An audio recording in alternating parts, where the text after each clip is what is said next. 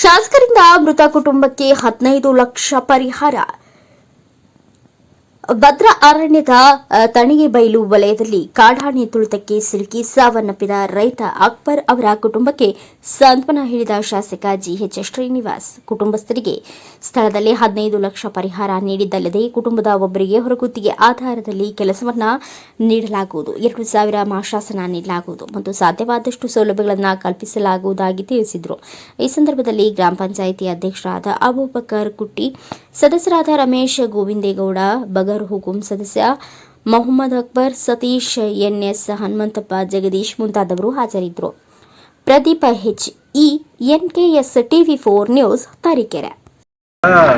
ಇವತ್ತು ತುಂಬ ನೋವಿನ ಸಂಗತಿ.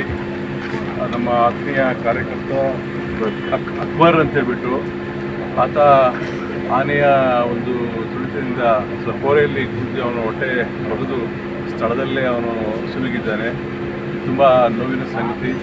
ಅವರ ಕುಟುಂಬಕ್ಕೆ ನಾನು ಈ ಸಂದರ್ಭದಲ್ಲಿ ಧೈರ್ಯ ತುಂಬಲಿಕ್ಕೆ ಮತ್ತು ಅವರಿಗೆ ಅವನ ಆತ್ಮಕ್ಕೆ ಶಾಂತಿ ಬರಲಿ ಅಂತ ಹೇಳ್ತಾ ಇದ್ದೇನೆ. ಜೊತೆಗೆ ಏನು ಜನರ ಆಕ್ರೋಶ ಇತ್ತು, ಇಲ್ಲಿ ಜನರ ಆಕ್ರೋಶ ಇತ್ತು, ಏನು RFO ಮತ್ತು ಫಾರೆಸ್ಟ್ರು ಮತ್ತು ಇನ್ನೊಬ್ಬ ಫಾರೆಸ್ಟ್ರುಗಳು ನೆಗ್ಲಿಜೆನ್ಸ್ ಅಂತ ಏನಿತ್ತು ಅವ್ರ ಬಗ್ಗೆ ಆಕ್ರೋಶ ಇತ್ತು.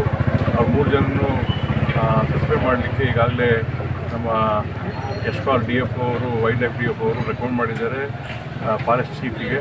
ಮತ್ತು ಅವರಿಗೆ 15 ಲಕ್ಷ ರೂಪಾಯಿ ಈಗಾಗಲೇ ಹಣವನ್ನು ಸರ್ಕಾರದಿಂದ ಕೊಟ್ಟಿದೆ. ಮತ್ತು ಅವರಿಗೆ ಕುಟುಂಬ ಅವರ ಹೆಂಡತಿಗೆ ಇಲ್ಲಿ ಕೆಲಸ ಕೊಡಿಸೋದಕ್ಕೂ ಕೂಡ ವ್ಯವಸ್ಥೆಯನ್ನು ಮಾಡಲಾಗಿದೆ. ಹಾಗೂ ಅವರಿಗೆ ಪ್ರತಿ ತಿಂಗಳು 2,000 ರೂಪಾಯಿ ವೇತನ ಪೆನ್ಷನ್ ಕೊಡೋದಕ್ಕೂ ಕೂಡ ಇಲ್ಲಿ ವ್ಯವಸ್ಥೆಯನ್ನು ಮಾಡ್ತೇವೆ.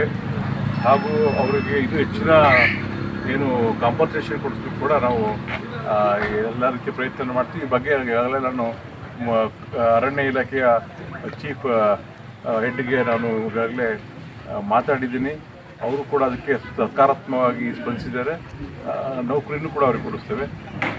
ಇಷ್ಟು ಹೇಳಲಿಕ್ಕೆ ಇಷ್ಟಪಡ್ತೀನಿ. Thank you.